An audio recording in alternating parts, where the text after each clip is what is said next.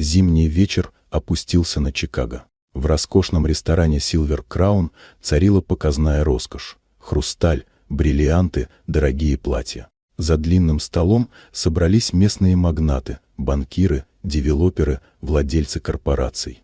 Среди них, почти незаметный, метался молодой официант по имени Джонатан Риверс. Уже 4 года он работал здесь, обслуживая людей, для которых одна бутылка вина стоила больше, чем он зарабатывал за несколько месяцев. В душе Джонатан всегда мечтал о музыке. С детства он хотел стать пианистом, но тяжелые обстоятельства заставили его бросить занятия и помогать семье. В углу зала стоял концертный рояль Стайнвей, на который никто не обращал внимания. Для Джонатана этот инструмент был как символ утраченной мечты. Иногда ночью, когда ресторан пустел, он, крадучись, садился к клавишам и вспоминал, кем мог бы быть.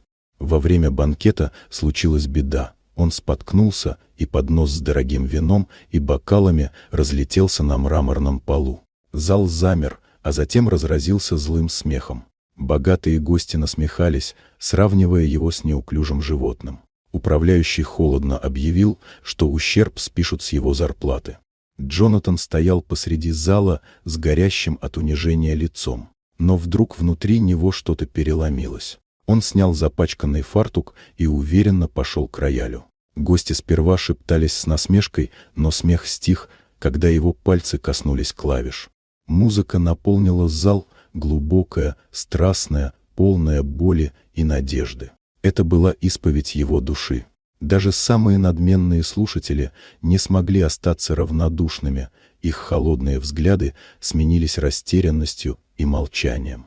Когда последняя нота растаяла в воздухе, в ресторане царила тишина. Те, кто еще минуту назад унижал его, теперь смотрели с благоговейным потрясением.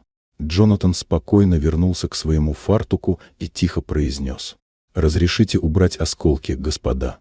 Вот такая удивительная история.